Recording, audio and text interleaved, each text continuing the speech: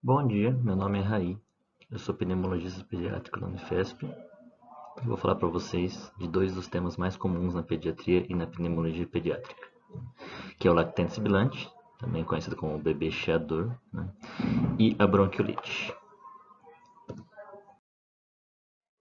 Primeiramente, nós temos que entender o que é o sibilo, né? Então, o chiado ou o sibilo, né?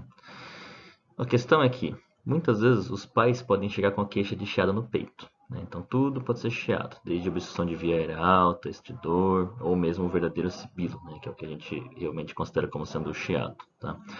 O sibilo é um som musical decorrente de vibração das paredes das vias aéreas inferiores, né? Então, quando o fluxo de ar tem uma turbulência em locais estreitados nas vias aéreas inferiores, você tem esse som musical que parece um assobio mesmo, que é o sibilo, tá? Ele acontece especialmente, principalmente na fase expiratória, né, da nossa respiração.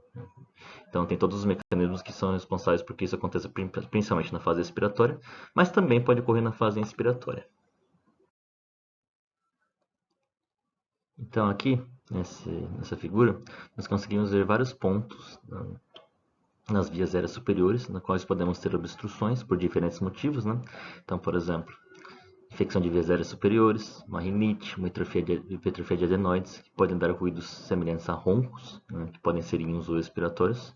E na região da laringe, por conta de laringite principalmente, ou às vezes de uma doença congênita, por exemplo, a laringomalácia, nós podemos ter outros ruídos chamados de estridor, que é um ruído bem mais rude e ele é essencialmente inspiratório, né? E nenhum desses ruídos é o sibilo, né? Ele pode ser referido pelos pais, por exemplo, como um chiado, mas não é o verdadeiro sibilo. É importante a gente entender as peculiaridades da mecânica respiratória numa criança pequena, né? Por que a criança, até uma certa idade, faz processos respiratórios diferentes de um adulto, né? Então, assim, a criança tem o perímetro torácico igual ao perímetro cefálico até cerca de 2 anos, né? Ou seja, o tórax ele não cresce tanto até uma certa idade, e depois ele vai crescer mais, né? Então, até depois dos 5 anos que eu vou ter um crescimento bom das vias aéreas periféricas, né, que são as nossas vias aéreas menores, de menor calibre, né? A parede torácica de uma criança pequena ela é mais fina, mais cartilaginosa e mais flexível, com as costelas numa posição mais horizontal, né, e um apêndice tifoide mais prominente e móvel. Isso faz com que aquele movimento que permite uma boa expansibilidade, chamado movimento de alça de Pauli, que a gente aprende, né, com os adultos, né, no movimento respiratório dos adultos, não consiga ser feito desse mesmo modo com crianças pequenas. Tá? Isso dificulta a expansibilidade e a criação de um volume corrente mais adequado. A massa muscular das crianças pequenas também vai se desenvolvendo gradualmente, né? As fibras tipo 1, que são fibras resistentes à fadiga muscular, né, quando elas são mais exigidas, elas são inferiores nos músculos dos prematuros. Então, quanto mais novinha a criança, principalmente se ela for prematura, eu tenho menos dessas fibras e existe um maior risco da criança fazer fadiga quando exige mais da sua mecânica respiratória, né? E os poros de Kohn e os canais de Lemmerich, né, que são canais interalveolares, né, ou seja, eles permitem que, mesmo quando eu tenho uma obstrução de um alvéolo, por causa de uma bronquiolite, por exemplo, né, eles possam ventilar, tá? Porque eles têm comunicação de um alvéolo diretamente com o outro, né? No recém-nascido e em crianças pequenas, eles são ausentes. Eles ficam presentes de uma forma mais importante, perto de 1 ano e meio a 2 anos de vida. Portanto, ao entender a mecânica respiratória da criança, a gente consegue entender por que a criança é tão mais propensa a fazer a sibilância, né? Então, isso tem a ver com o tamanho das vias aéreas, né, o seu calibre, a presença de de quantidade maior de glândulas de muco, ou seja, produz mais muco, né, e causando também maior quantidade de obstrução, uma maior complacência nas paredes dos brônquios, uma menor condutância das vias aéreas, um menor diâmetro do tórax, uma presença de infecções mais frequentes, né? Lembrando que em crianças pequenas, pré-escolares e escolares, a frequência de infecções é muito maior, podendo chegar até 11 infecções por ano de vias aéreas superiores, e isso ser considerado normal, tá? E mecanismos imaturos de combate às infecções. As crianças ainda tiveram pouca exposição a diversos vírus, né? Tem um mecanismo ciliar um pouco menos desenvolvido, e isso faz com que elas sejam mais propensas a essas infecções também. Então, quando nós falamos do sibilo em si, tem vários mecanismos envolvidos na sua geração, né? Desde espasmo direto da musculatura brônquica, o que ocorre principalmente na doença chamada asma, né? Um edema da mucosa e presença de secreção, que ocorre bastante na bronquiolite. Eu posso ter uma compressão externa do brônquio, ou seja, como nessas doenças obstrutivas eu tenho um mecanismo de hiperinsuflação, né, por causa de um mecanismo valvular, relacionado às pressões torácicas, eu posso ficar com o alvéolo hiperinsuflado, e esses alvéolos hiperinsuflados eles podem comprimir os brônquios e os bronquíolos adjacentes. Esse é um mecanismo muito importante da sibilância, principalmente na bronquiolite. Tá? E também por causa de uma redução interna da luz brônquia propriamente dita. Né? Então, todos esses mecanismos eles são responsáveis pela geração do sibilo. E é interessante entender também que o calibre das vias aéreas é muito importante quando a gente fala em termos de resistência de via aérea. Né? Então, a gente tem a lei de Poiseuille, que fala que a resistência da via aérea, né, na verdade a resistência de um tubo, né, ela é inversamente proporcional à quarta potência do raio quando o fluxo é laminar. Ou seja, se eu tenho um raio que é de uma via aérea, que é metade do raio de outra, a resistência acaba sendo 16 vezes maior. Tá? Então, isso faz com que poucas diferenças de tamanho de calibre de via aérea possam levar a grandes aumentos de resistência. E aqui é uma figurinha mostrando as alterações possíveis na musculatura brônquia. Né? Então, a gente tem desde o espasmo direto da musculatura, né? O excesso de inflamação dentro do brônquio, o excesso de muco, diminuindo ainda mais essa luz brônquica, e os alvéolos com a retida. Então, você tem aqui como obstruir, os alvéolos eles vão insuflar, vão ficar aumentados em seu tamanho, vão ficar hiperinsuflados, e esses alvéolos, apenas eles são suficientes para bloquear e diminuir a passagem do ar em brônquios e bronquíolos adjacentes. Tá? Isso gerando ainda, podendo também gerar o sibilo. Então agora eu vou falar para vocês um pouco de bronquiolite. Tá? Então antes de entrar no tema lactente sibilante em si, vamos falar de um dos temas mais comuns e importantes na pediatria, que é a bronquiolite, de uma forma bem rápida, né? Porque são dois temas bastante extensos. Tá? A bronquiolite é uma síndrome clínica que ocorre em crianças menores de 2 anos, caracterizada por sintomas respiratórios de vieira superior, né? Ou seja, coriza, obstrução nasal, uma tosse discreta, seguidos de infecção respiratória inferior, né, ou seja, o agente, o vírus, principalmente consegue descer para as vias aéreas inferiores, gerando uma inflamação bronquiolar que resulta em sibilos ou crepitações. Tá? Existem muitas divergências em academias ao redor do mundo na definição da bronquiolite, tá? Tanto em relação à idade de acometimento, né? Tem academias que falam que sugerem que a bronquiolite pode ser considerada até 2 anos, algumas outras falam que só até 1 ano. Tem academias que falam que apenas o primeiro episódio de sibilância viral induzida você deveria chamar de bronquiolite, e tem outras que não tem um limite, poderia falar bronquiolite em diversos episódios, tá? Então, nessa questão de definição, isso varia bastante. Por isso que eu gosto de colocar a definição clínica e explicar que existem divergências de definição em diferentes academias. A etiologia da bronquiolite, né, ela é essencialmente viral. Tá? E o vírus mais comum é o vírus sincicial respiratório. Ele está presente em 50 a 80% das bronquiolites. Né? Diversos outros vírus também estão presentes. Por exemplo, o rinovírus, o próprio influenza, o metapneumovírus, o parainfluenza, o bocavírus, o adenovírus, o Mycoplasma pneumoniae, né? Por isso que eu disse essencialmente viral, porque o Mycoplasma pneumoniae ele não é um vírus, né? Ele é uma bactéria. Só que ele tem uma peculiaridade, né? Ele não tem parede celular, então por muito tempo ele foi até classificado como um vírus, né? Mas agora ele é classificado como uma bactéria.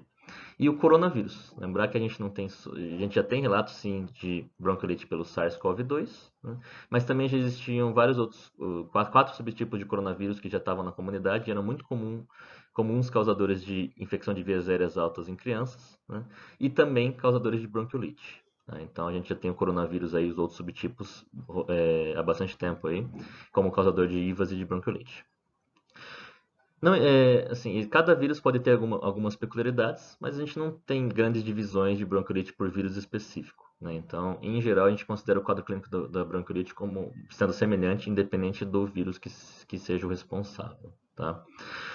A presença de infecções mistas, quando é feito painel viral dessas crianças por algum motivo, né, ela é até grande. De 10 a 30% dos casos, né, quando eu tenho uma detecção viral ampla, eu consigo encontrar mais de um vírus, tá? E não tem em literatura uma, uma correlação extensa de que a presença de mais de um vírus significa um quadro clínico pior, né? Ou um tempo maior de internação, maior necessidade de suporte ventilatório. Então, isso ainda é algo que está sendo estudado, mas por enquanto acredita-se que não tem uma relação direta nisso. Né? Então, na fisiopatologia da bronquiolite, nós temos o seguinte: o primeiro contato com o vírus, né? Na figura a gente consegue ver o exemplo do vírus essencial respiratório, que é o mais comum. Ele faz uma incubação que normalmente não tem sintomas nos primeiros 4 a 6 dias. Depois eu tenho 2 a 3 dias de sintomas respiratórios altos, né, até que o vírus consegue atingir o trato respiratório inferior. Tá? Então, esse seria o quadro clínico inicial da infecção da bronquiolite pelo vírus essencial respiratório. Depois que ele consegue atingir o trato respiratório inferior, aí nós vamos ter várias alterações geradas pelo vírus. Né? Primeiro eu vou ter aumento da produção de muco, né, por esse vírus, um edema da musculatura bronquiolar, tá? Tudo isso levando à obstrução. Tá? Essa obstrução da via aérea vai levar a uma hiperinsuflação, ou seja, pelo mecanismo, né, de pressões intratorácicas, o ar ele acaba conseguindo entrar mais fácil, né, porque quando eu faço uma inspiração eu faço pressão negativa, então o ar entra mais fácil. Mas quando eu expiro, eu faço uma pressão positiva, inclusive na caixa torácica, inclusive na minha via aérea. E aí eu tenho maior risco de colapso dessa via aérea e eu não consigo. O ar é mais difícil que ele saia do que ele entre. Né? Então o ar ele entra mais fácil, sai mais difícil. Isso vai causar um mecanismo de hiperinsuflação. Tá? Quando essa obstrução é muito intensa, eu posso ter uma obstrução que leve a uma aterectasia, né? Ou seja, você tem um fechamento desses alvéolos, né? E acaba o ar não entrando. O ar dentro desses alvéolos é absorvido e aí, nesse caso, que forma a aterectasia. Né? Quando eu tenho esses alvéolos que eles param de ventilar, eu tenho uma alteração importante dessa região na relação ventilação-perfusão, né? Ou seja, a perfusão ainda vai estar acontecendo, mas eu não tenho ventilação. Né? Isso vai resultar em isso em larga escala, né? Em vários pontos do pulmão, vai resultar na hipoxemia. E quanto mais grave a hipoxemia, maior o risco de acidose metabólica, choque e parada cardíaca. Tá? Então eu tenho desde bronquiolites leves, no qual só uma pequena inflamação e uma pequena hiperinsuflação acontece, até bronquiolites graves, em que podem ter até choque e parada cardiorrespiratória. Bom, temos então vários fatores de risco para bronquiolite grave. Né? Quando a gente entende a fisiopatologia e a questão da obstrução bronquiolar, levando a doença, quanto maior a obstrução, mais grave é a doença, né? É fácil de entender que qualquer coisa que leve ou que faça com que a minha veia seja ainda menor, deve a uma bronquiolite mais grave. Né? Então, por exemplo, uma bronquite de uma criança menor de 3 meses, que tem uma veia ainda bem pequena, ela tem potencial para ser mais grave. Tá? Assim como a prematuridade. Toda criança que nasce prematura, ela vai nascer com a veia ainda menor. Né? Então, isso faz com que, além da possibilidade de ter essa doença chamada displasia broncopulmonar, né? Que é a doença pulmonar crônica da prematuridade. A criança que necessita de muito oxigênio e de ventilação mecânica nesse período, né, no período neonatal, ela vai ter o dano pulmonar dessas próprias intervenções, além do pulmão menos formado por conta da prematuridade. Né? E tudo isso vai influenciar ainda mais, não só no calibre da veia, mas na mecânica pulmonar propriamente dita. E faz com que qualquer vírus que leve a uma bronquiolite possa ser bastante grave. Né? Imunodeficiência entra como um fator de risco para doença mais grave, porque por causa da dificuldade, às vezes, em eliminação viral, né? Então a gente sabe isso tem se estudado bastante isso na questão do coronavírus, né? Atualmente. Então sabe-se que uma imunodeficiência pode levar a uma demora, né? Um tempo ainda maior para que esse vírus seja eliminado do organismo e pode levar a uma doença mais grave.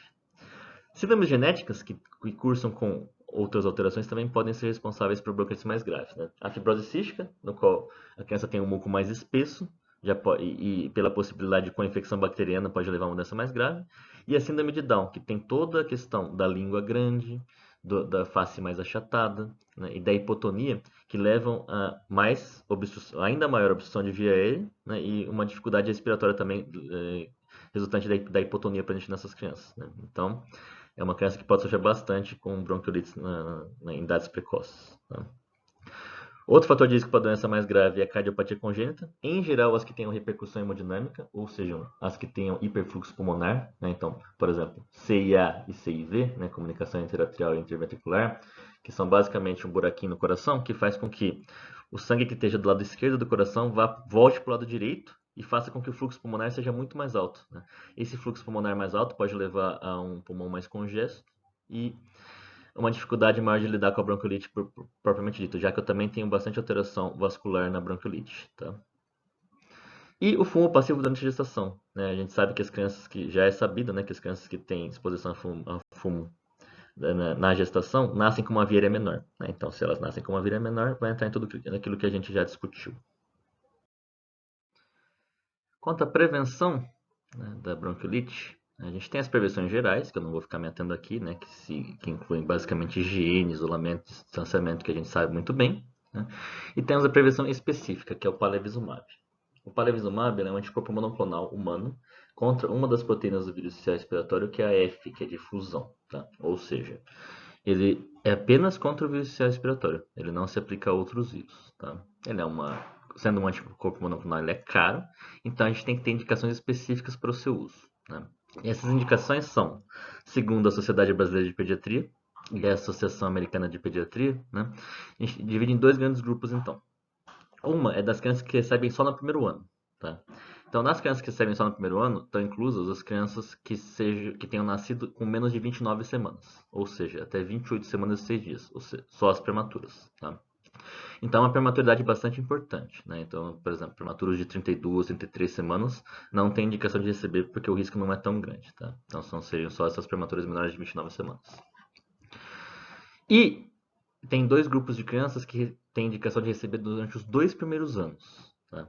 Que são as crianças que tenham doença pulmonar crônica da prematuridade, ou seja, a broncodisplasia, né, que é aquela criança que que necessita de oxigênio assim que nasceu, e que durante a sazonalidade, né, que seria o período que elas recebessem isso, estejam necessitando de alguma terapêutica, seja ela com corticoide, broncodilatador, diurético ou oxigênio suplementar.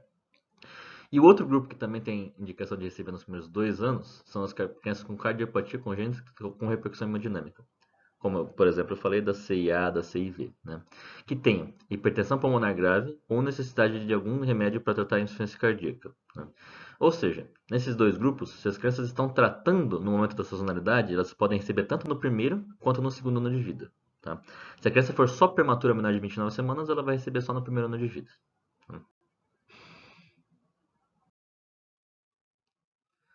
A eficácia do palivizumab não é de 100%, tá? Acredita-se que ele protege as infecções por volta de 50 a 55%.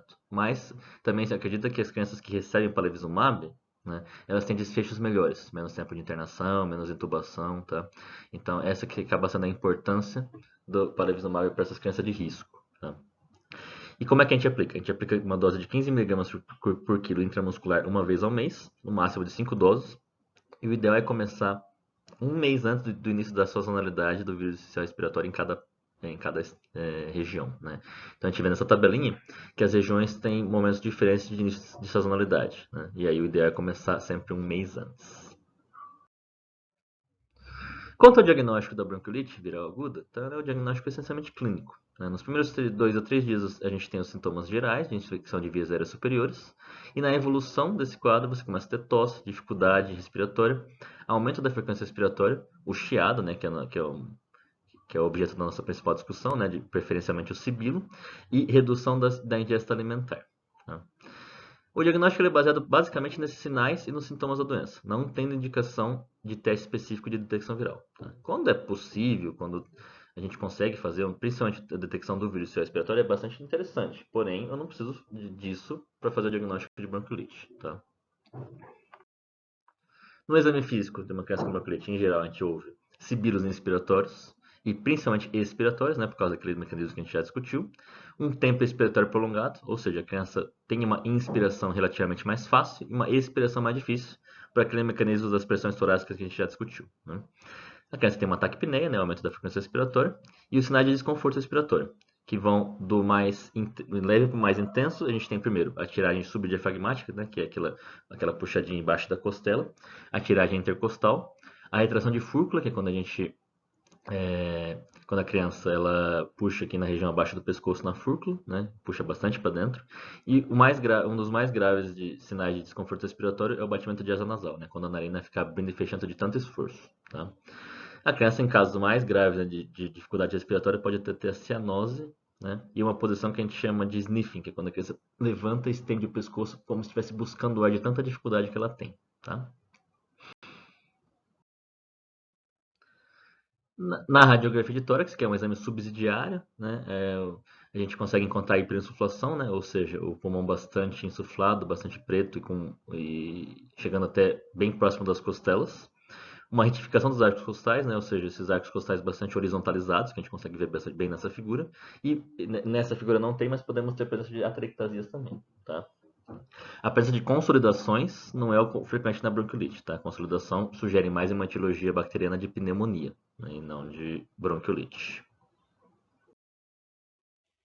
E quando não é uma bronquiolite, nós indicamos uma internação, né? Então, sempre que eu tiver algum sinal de maior gravidade, né? Então, episódio de apneia, criança com uma piora importante do estado geral, né? Com hipoatividade, prostrada, que só quando faz muito estímulo a gente consegue acordar essa criança, que tem um desconforto respiratório visível, com gemência, retração de tórax, uma frequência maior que 60, isso se aplica em todas as faixas etárias, né? Cenose central e uma saturação menor que 92% persistente, sinais de desidratação, uma recusa alimentar, uma ingestão reduzida ou ausência de diurese por 12 horas. Uma criança que tenha outras comorbidades, né, como displasia broncopulmonar, cardiopatia, imunodeficiência, doenças neuromusculares. Uma criança menor de 3 meses, né, que a gente já discutiu que é um fator de risco importante para doença mais grave. Um prematuro, principalmente quando tem menos de 32 semanas. Condições sociais ruins, aquela criança que não consegue voltar para ser reavaliada, que tenha difícil acesso ao serviço de saúde, né? Uma criança, ou se tiver uma piora clínica decorrente disso, e uma incapacidade da parte dos pais, ou uma falta de confiança da nossa parte em relação aos pais para a identificação de sinais de alerta, né? Então, que é sempre importante a gente ensinar aos pais os sinais de piora respiratória, né? De um desconforto respiratório importante, tá? Assim como do estado geral, né? E se a gente perceber que os pais não têm essa capacidade de identificar isso, é melhor que se interne também. O tratamento da bronquiolite, desde muito tempo, né, basicamente é tratamento suportivo, né? Ou seja, uma oxigenoterapia adequada para manter a criança com uma saturação maior que 90 ou 92%, né? Isso diverge bastante nas academias, né? A academia americana coloca a necessidade de oxigênio só para saturações menores que 90, enquanto as europeias colocam menor que 92, tá? A brasileira já está tendendo para 90 se a criança não tiver tanta dispneia, né? Então eu até coloquei isso numa tabelinha mais para frente, tá? E a hidratação, tá? A hidratação também é muito importante, então manter a criança bem hidratada. Todas as outras intervenções, né, que eu vou citar algumas delas aqui, não têm evidências de alterações no curso da doença e da sua evolução, tá? Então, essa aqui é uma tabelinha da Sociedade Brasileira de Pediatria de 2017, diretrizes para o manejo da infecção, né, causada pelo vírus sincicial respiratório. Nós temos aqui então broncodilatador, adrenalina, corticoide, tudo não recomendado, tá? Broncodilatador porque basicamente a doença bronquiolite, vocês podem lembrar na fisiopatologia, em momento algum eu falei de broncoespasmo, né? A gente fala basicamente de edema bronquiolar, produção de muco e compressão extrínseca de via aérea, mas não de broncoespasmo, tá? O broncoespasmo é relacionado à fisiopatologia da asma, né? E a gente vai ver daqui para frente que às vezes é difícil você diferenciar uma crise asmática de uma nova bronquiolite ou de um quadro viral induzido, tá? Mas o fato é que numa criança pequena, principalmente até os 6 meses, a gente nem tem receptor bronco suficiente para o broncodilatador fazer efeito, tá? Então, para crianças pequenininhas, realmente não tem indicação alguma. A adrenalina, a gente pensaria pelo efeito broncodilatador também, né? Porque ele tem os receptores alfa e os beta, e também claramente não é recomendado pelo mesmo motivo. Corticoides, né? É interessante você pensar que é uma doença que tem bastante inflamação, o corticoide não tem efeito, né? Mas até estudos já mostraram que você toda a sua carga de corticoide endógena é o suficiente para fazer a inflamação e qualquer corticoide que você dê extra não vai ter efeito na inflamação brônquica causada na bronquiolite, tá? Então, por isso que corticoides, tanto em ensaios, principalmente em ensaios clínicos, né, que você tenta dar corticoide e ver se melhora, não tem desfecho melhor algum. Então, não tem recomendação de usar corticoide na bronquiolite. Ao contrário da asma também, assim como eu falei do broncodilatador, numa crise asmática, né, numa criança sabidamente asmática, o corticoide tem grande valia, porque basicamente o tratamento de uma crise asmática é o corticoide, tá? Inalação salina hipertônica é uma solução que a gente deixa mais com uma tonicidade, né, com uma osmolaridade maior do que a solução fisiológica 0,9%. Em geral, a gente faz de 3%, tá? Com o intuito do quê? De puxar a secreção para dentro do lúmen da via aérea e facilitar a sua excreção, né? E assim, essa é uma das poucas intervenções que se viu algum benefício, né? Em redução de internação e em redução de sintomas durante os primeiros 3 dias, tá? Então, tanto que aqui na nossa diretriz da Sociedade Brasileira de Pediatria tem colocado como considerar, né? Ou seja, pode ser feito, tá? Oxigênio sempre, né? Então, você vê que eu falei para vocês a questão de qual saturação alvo, né? Então, se eu tiver pouco desconforto sem acidose, eu posso considerar 90% como saturação alvo. Agora, se eu tiver algum grau de dispneia e uma criança muito pequenininha, é melhor usar a saturação de 92% como saturação alvo, ou seja, menor que isso já começar com a oxigenoterapia, tá? Cânula de alto fluxo é um jeito interessante de dar oxigênio, né? Que eu consigo dar altos fluxos com uma FO2 bastante elevada. Na época de 2017 ainda tinha poucos estudos, agora já tem mais estudos corroborando que o alto fluxo pode ajudar bastante, principalmente na prevenção da intubação, tá? Então tem sido usado cada vez mais. Mas também, se vocês forem ver, nada mais é do que um modo de dar oxigênio de uma forma mais intensa, né? Então acaba não saindo da oxigenoterapia que a gente já discutiu, tá? Realização de oximetria, ok, fazer intermitente não contínuo na maioria dos casos. Fisioterapia respiratória é uma coisa que é bastante controversa até na opinião médica, né? Porque a gente percebe que quem faz muita clínica percebe que as crianças melhoram depois de uma sessão de fisioterapia, porém, nenhum estudo conseguiu ainda provar que a criança melhora desfecho com fisioterapia. Por isso que tem essa questão da não recomendação. Né? Então, que as crianças internam por menos tempo, ou intubam menos por causa de fisioterapia. Então, como não foi conseguido provar isso aí, não existe uma recomendação mais extensa para fisioterapia respiratória. Tá? Em relação com soro não recomendado, antimicrobiano se não tiver evidência de infecção bacteriana não recomendado, hidratação, como a gente já comentou, bastante recomendado, e outras coisas. E olha que interessante, o palivizumab é para ser usado como prevenção, tá? Estudos que tentaram usar o palivizumab como tratamento de fato durante a curso da bronquiolite não foram eficazes, tá? Então não tem indicação de usar o palivizumab na infecção aguda. E aqui, esse é um trabalhinho que eu trouxe basicamente para resumir todas as condutas feitas em diversas academias ao redor do mundo, né? Então, como na bronquiolite a gente tem divergências em valor de saturação-alvo, da própria definição de doença e tudo, a gente também tem várias academias que fazem coisas diferentes, né? Então, esse aqui é um estudo que saiu ano passado, que mostra 32 guidelines de manejo clínico para bronquiolite ao redor do mundo, né? Dentre eles a Sociedade Brasileira de Pediatria, a Sociedade do Reino Unido, né? A Americana e a OMS, tá? Então, para mostrar que é bastante abrangente, né? E basicamente esse estudo se resume nessa tabelinha aqui, né? Então nós temos do lado esquerdo, primeiro, né, a variável, ou seja, testes diagnósticos, tratamentos farmacológicos e as medicações listadas, suporte com fisioterapia respiratória e medida de prevenção. Na primeira que tem os números ali, tem ali guidelines que recomendam o uso rotineiro, ou seja, quantos desses guidelines, desses 32, recomendam que essa intervenção seja feita. E na segunda coluna, quantos desses guidelines recomendam que essa intervenção não seja feita, ou seja, recomendação contra o seu uso rotineiro. Tá? E nessa terceira, simplesmente alguns guidelines que recomendam que possa ser feita aquela intervenção ou não, tá? Mas vamos nos ater principalmente essas duas colunas aqui. Então, olha só. Teste diagnóstico. Todos eles, ó. Radiografia de tórax, cultura de sangue, hemograma, análise de eletrólitos, gasometria e urina, praticamente, tirando a gasometria 1 ali, né? Todos os guidelines recomendam contra o uso ordineiro. Ou seja, não tem melhoras nenhuma de desfechos por causa de ficar fazendo essas intervenções de uma forma rotineira. Uma coisa, claro, é você pedir uma radiografia de tórax na entrada de um paciente para até fazer diagnóstico diferencial de pneumonia e outras coisas assim. Tá? Porém, uma outra coisa é você ficar fazendo isso de uma forma rotineira, assim como os outros exames que aí são listados. Tá? De tratamento, então. Broncodilatadores. 3 guidelines recomendam uso rotineiro, 22 recomendam contra. 8 recomendam hipertônica salina e 7 recomendam contra. Vocês veem que é interessante, que é uma das poucas coisas que tem alguma evidência, né? Existem um número significativo até de guidelines que falam a favor do seu uso, né? Que é da hipertônica, então, que são 8. Tá? Adrenalina, 3 recomendam uso rotineiro e 19 contra o uso rotineiro. E corticoide, antiviral. Montelukast, que é um antileucotrieno usado principalmente na asma, em asma leve. E antibióticos, 0, contra vários guidelines que recomendam contra.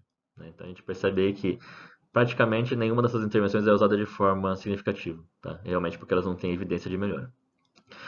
Mesmo a fisioterapia, uma recomenda uso rotineiro e 19 recomendam contra o uso rotineiro.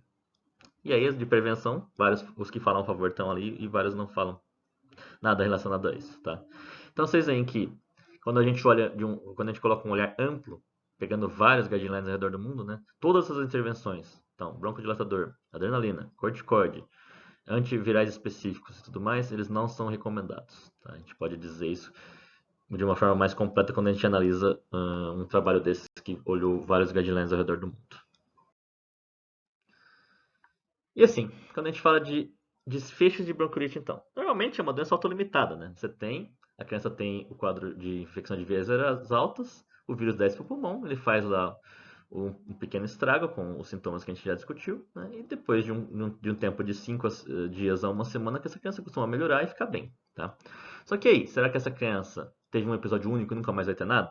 Será que essa criança vai chiar daqui para frente, né? Então, isso é uma coisa que se estuda muito, né? Qual que é a importância de uma bronquiolite ou de uma bronquiolite grave nessa criança poder ser asmática depois? Quantas crianças que chiam uma vez que vão chiar depois e vão ser realmente asmáticas?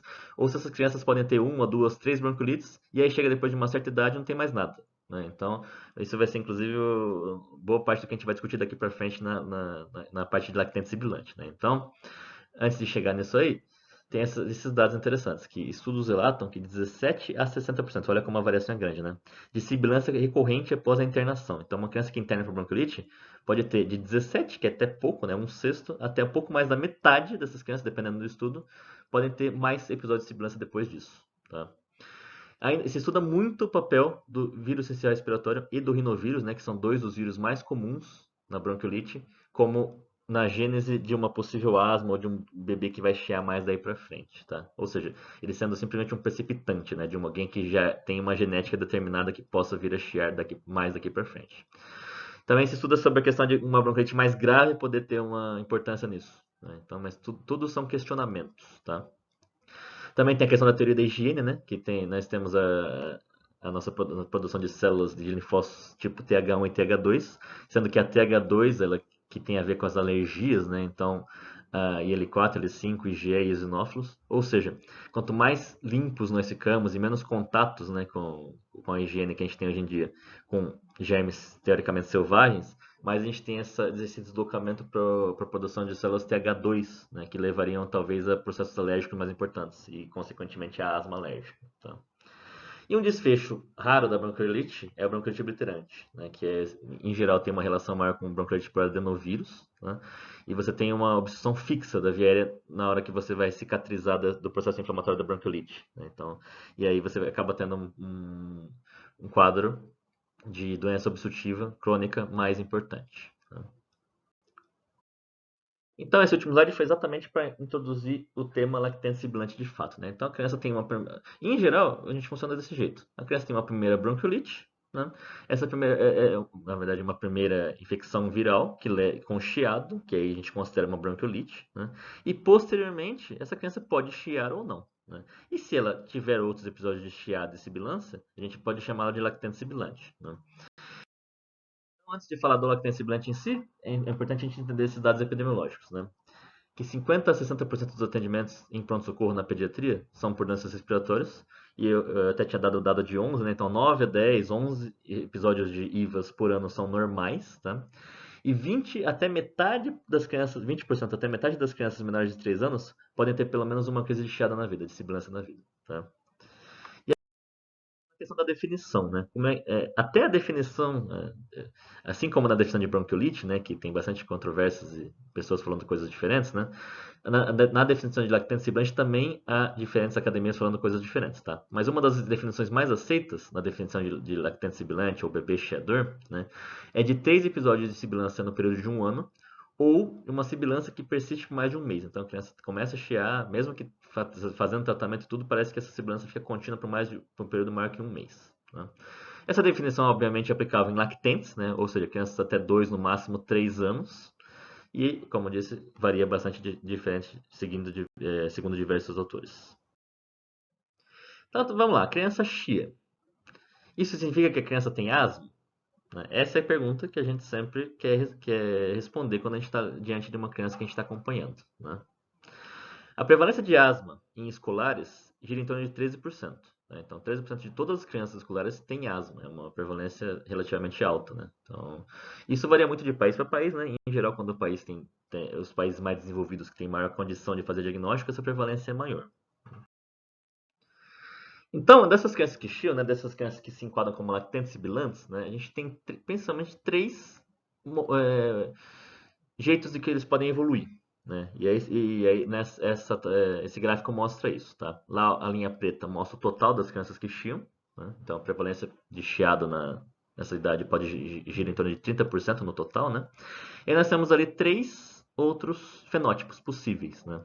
Vocês veem ali na linha azul que tem a criança dita como transitória, né? Ou seja, é aquela criança que chia até os primeiros 3 anos, depois não chia mais, tá?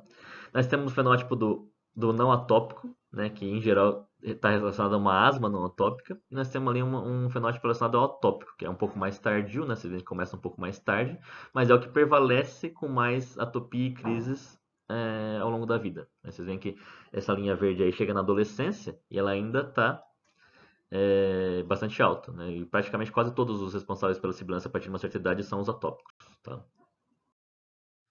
Então, dividindo assim, nós temos esses três fenótipos, né?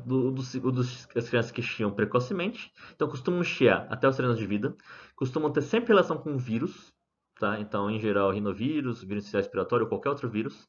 Então, é aquela criança que pega um quadro viral, chia, pega um quadro viral, chia. Mas quando você vai ver, ela não tem histórico familiar importante, não tem atopia. E aí, à medida que essa criança cresce, passa dos 2, principalmente dos 3 anos, ela para de chiar, tá? Muitos autores dizem que isso eu não posso considerar como sendo um asmático, né? Porque ele para de chiar, não tem mais crises e não tem nem antecedente pessoal nem familiar de outras atopias para poder falar isso aí, tá? Nós temos os sibilantes tardios, né, que são aquelas crianças que começam a chiar um pouco mais tarde, depois dos 3 anos, e que em geral são os mais atópicos. Tá? Esses são os verdadeiros asmáticos atópicos, segundo as definições e os fenótipos da asma, quando a gente vai falar depois. Tá? E os sibilantes persistentes são aqueles que começam a chiar cedo e continuam chiando depois. Tá? Esses costumam chiar até a adolescência e melhorar. Tá? E podem ter algumas características atópicas também. Tá? Então, esses são alguns dos fenótipos que a gente encontra. Tá? Mas assim, o importante é a gente saber. Nós temos um bebê que chia, né? Como é que a gente pode ter uma noção se essa criança é asmática ou não desde muito cedo? Né? Porque a gente sempre tem aquela ideia de que não devo chamar de asma uma criança que tenha menos de 2 anos, né? Só depois disso. Na verdade, assim, a gente não tem como comprovar obstrução de via aérea com resposta ao broncodilatador, né? Que é uma das definições de asma em crianças menores de 2 anos, porque as crianças não conseguem fazer uma espirometria. Porém, eu pego uma criança que chia desde muito cedo, que responde cedo a corticoide e broncodilatador, né? Que tem um histórico familiar e pessoal de atopias, essa criança é uma muito provável asmática, né? Então a gente vai manejá-la como asma sim, tá? E nós temos características que a gente utiliza para saber o quanto essa criança tem de propensão para ser asmática, né? Então, esse é o índice preditivo de asma, né, criado por Cássio Rodrigues já faz bastante tempo, e que utiliza critérios maiores e menores para a gente poder pressupor se essa criança vai ter asma ou não quando chegar numa idade mais avançada. Tá?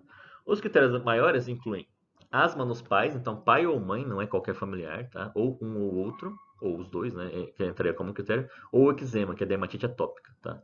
Um desses dois já fecha como critério positivo. Assim como dois dos critérios menores, que são rinite alérgica, né, diagnosticada por médico, mesmo bonitinho, sibilos não desencadeados por IVAs, ou seja, uma criança que tem um episódio de chiado e de sibilância que não tenha um quadro viral associado. Então, às vezes, aquela criança que a mãe relata que começou a tossir, começou a chiar e ficar cansada, mas não estava com coriza, não teve febre, não teve outros sintomas relacionados à infecção de vias aéreas superiores infecciosas, tá? E eosinofilia maior que 4%. Então, um dos maiores ou dois desses menores, você considera que esse índice preditivo de asma é positivo e essa criança tem uma probabilidade maior de ser asmática. Tá? E essa probabilidade está muito longe de 100%. Tá? Ou seja, a gente não tem ainda um jeito perfeito de saber se a criança vai vir a desenvolver asma ou não. Até porque, como a gente já viu, é uma questão muito multifatorial. Tá? Mas esse é um índice que pode ajudar a gente a ter uma ideia. Tá? E quando que a criança tem algo que possa sugerir que seja asma, né? O lactente sibilante possa ter um quadro sugestivo de asma. É quando a criança tem sintomas que variam no tempo e em sua intensidade, que pioram à noite ou na madrugada, que é bastante típico da asma, né? Uma criança que tem uma tosse em geral não produtiva, né? Que é uma tosse mais para seca, que recorre ou persiste, e que possa estar acompanhado nesse período de tosse com sibilos ou dispneia eventualmente, tá? Essa criança tem como desencadeante de crises ou de sintomas exercício, irritantes, alérgenos, mudança de tempo, né? Porque já que e os quadros virais também, mas aqui os quadros virais são o que mais dificultam a gente a saber, já que o vírus pode desencadear uma sibilância pelo próprio vírus, né, como a gente já discutiu na bronquiolite, ou ela pode ser um desencadeante de uma crise asmática, né? Então, a presença do vírus, na verdade, não ajuda a gente a diferenciar uma coisa da outra, tá? E a história, uma história familiar ou pessoal de atopias, né? Então, como a gente já falou, rinite alérgica, dermatite atópica ou pais asmáticos, tá? Então, quanto mais disso eu tiver, mais sugere que possa ser asma, tá? Ainda assim, sugere, né? Sempre tem a questão de ser sugestivo e não ser algo de certeza. Esse aqui é um quadrinho que a gente tirou do Gina, que é um dos maiores guias que a gente tem relacionados à asma, né? Então, do lado esquerdo é o padrão de sintomas e de número de episódios das crianças que têm só quadros virais de repetição e não são os verdadeiros asmáticos. À direita são os quadros das crianças que são asmáticas e no meio, quadro de crianças que a gente ainda não tem muita ideia do que isso possa ser, pode talvez ir para um lado ou para o outro, tá? Então a gente vê lá do lado esquerdo sintomas que duram como tosse, chiado e respiração mais dificultosa por menos de 10 dias durante infecções do trato respiratório, né? Sempre com um quadro de IVAS junto. Não mais do que 2 a 3 episódios por ano. E o intercrise, né? O intercrise sem sintomas. Né? Então, não é aquela criança que saiu dessa crise viral induzida, não tem nada. Corre bem, não tosse, não faz mais nada. Tá? No meio, nós temos crianças que ainda dificultam para a gente saber para que lado que está indo. Né? Os sintomas podem durar mais de 10 dias, mais de 3 episódios por ano, e com alguns sintomas à noite, e pode ter ocasionalmente uma tosse, um chiado ou uma respiração dificultada entre os crises. Tá? E do lado direito é quando é muito mais sugestivo de asma, né? Episódios que duram mais de 10 dias, mais de 3 episódios ao ano, com pior à noite, e durante os episódios a criança tem com frequência tosse, chiado ou dificuldade respiratória, principalmente quando brinca ou quando sorri. Essa questão de sorrir é muito interessante. Muitos asmáticos que a gente vê, tanto adulto quanto criança, pode desencadear a falta de ar e tosse quando dá risada. Tá? E, claramente, nesse lado, as histórias familiares de atopia ou pessoais ou familiares de atopia. Então, quando estamos diante de uma criança, né, de um lactente sibilante, que eu tenho que tentar, né, ver se ele tem asma ou não, nós temos resumidamente esse quadrinho aqui. Os sintomas que podem ser sugestivos, né, tanto na história quanto no exame físico de asma. E caso eles sejam sugestivos, né, conforme a gente já discutiu, a gente tem outros exames subsidiários para tentar excluir outras doenças, né, e também ajudar no nosso diagnóstico. Por exemplo, presença de eosinofilia, presença de IgE aumentada, né, que são os exames que denotam alergia, né, que possam estar aumentados, nos ajudam ainda mais no diagnóstico. Tá? Nenhum desses é diagnóstico de certeza, mas nos auxiliam. Tá? E se os sintomas não forem sugestivos de asma, né, por exemplo, eu tiver sintomas gerais, baixo ganho ponderal, começa a tratar asma com corticoide, com broncodilatador e não funciona, a criança tem um quadro supurativo recorrente ou infecções mais frequentes, eu tenho que aprofundar a investigação para outras causas de chiado na infância. Tá? Então, basicamente, quando a gente lida com lactância sibilante, é isso. É você saber a probabilidade daquilo ser asma, fazer o tratamento e ver se a criança responde. Né? Caso eu tenha outros sinais, outros sintomas, ou a criança não responder ao tratamento que eu estou sugerindo, né? A gente tem que sempre pensar em outros diagnósticos, tá? Que é o que a gente vai falar a partir de agora. Quando o lactência sibilante pode não se tratar de asma? Então, quando na história tem tosse crônica produtiva, né? A tosse mais clássica da asma é uma tosse seca, múltiplas internações prolongadas, mostrando uma gravidade maior, assim como múltiplas intubações, início de sintomas muito precoces, que pode sugerir doença congênita, atraso de desenvolvimento, porque né, não é para ter atraso de desenvolvimento uma criança que tenha só asma, né? Síndromes outras, como paralisia cerebral, né, que é encefalopatia crônica não evolutiva, síndrome de Down, entre outras coisas, história de cardiopatia já sabida, histórico de engasgos ou regurgitações que possam sugerir aspiração.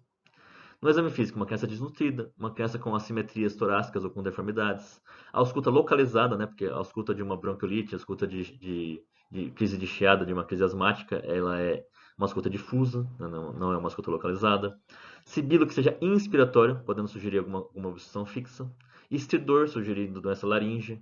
Baqueamento digital, que sugere uma hipoxemia crônica, assim como uma criança que tem hipoxemia fora de crise. Então, uma coisa é uma criança que esteja numa crise asmática, por exemplo, ela durante essa crise ela pode desaturar, mas agora a criança está bem e tem hipoxemia e chama muito a atenção.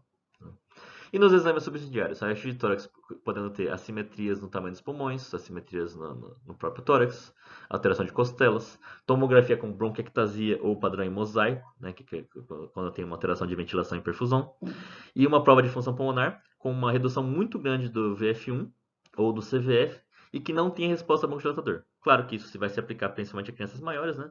Mas existe uma prova de função pulmonar chamada oscilometria, que eu consigo avaliar a resistência de Viera em criança menorzinha, que aí poderia ser útil no caso do lactente sibilante, tá?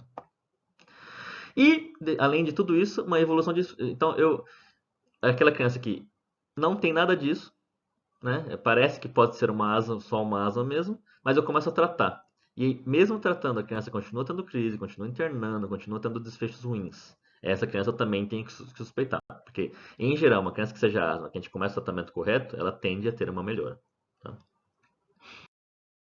Então, aqui alguns exemplos, né? Então, aqui, uma criança com paralisia cerebral. Todas essas crianças têm que ser avaliadas muito fortemente para a questão de aspiração, seja de conteúdo gástrico, seja de saliva, porque é muito comum eles terem refluxo também, né?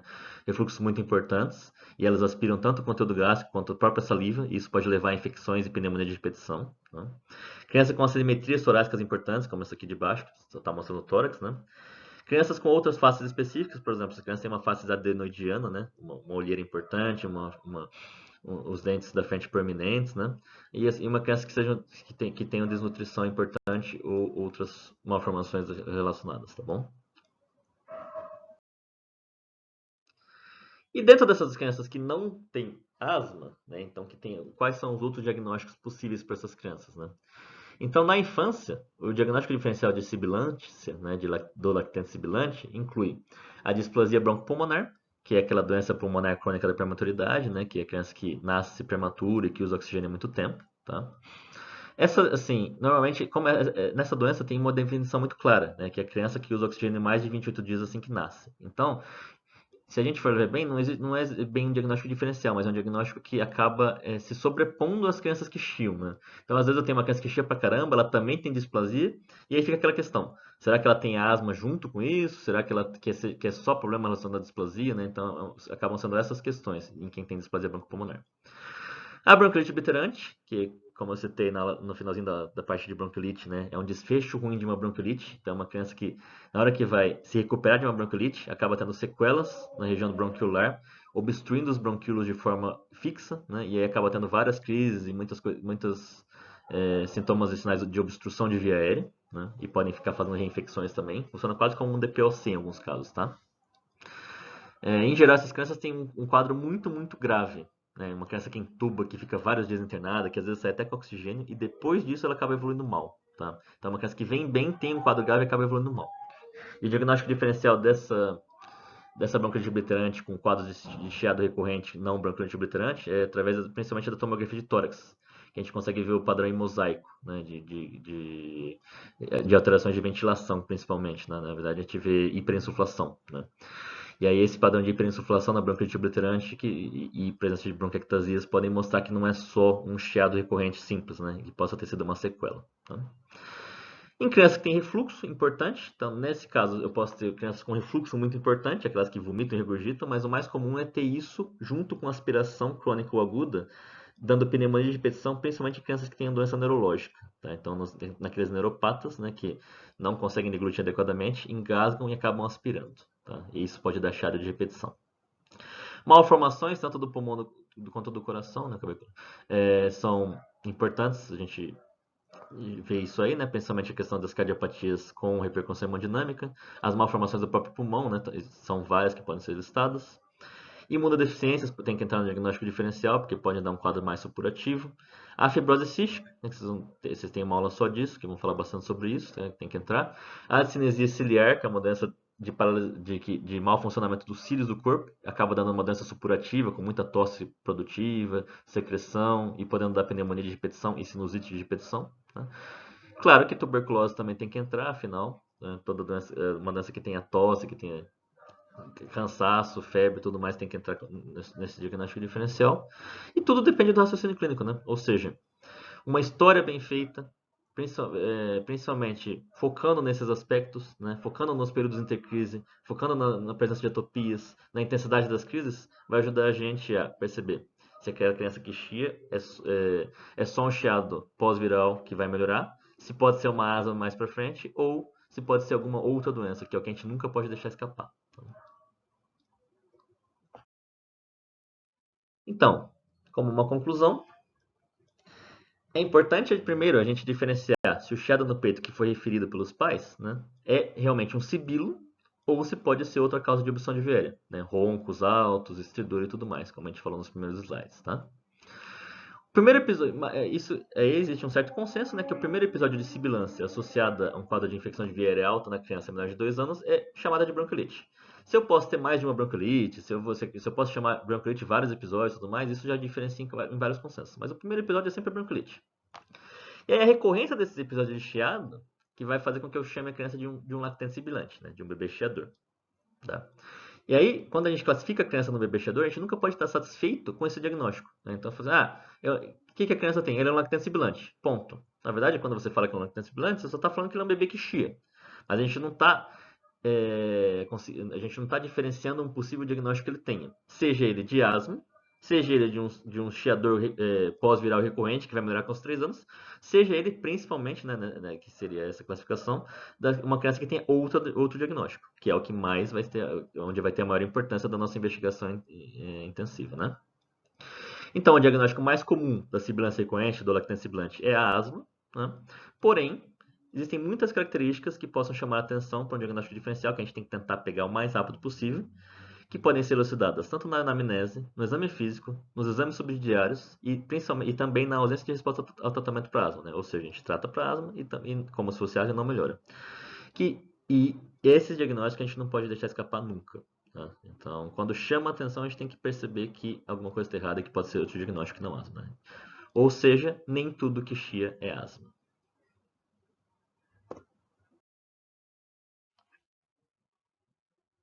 Obrigado.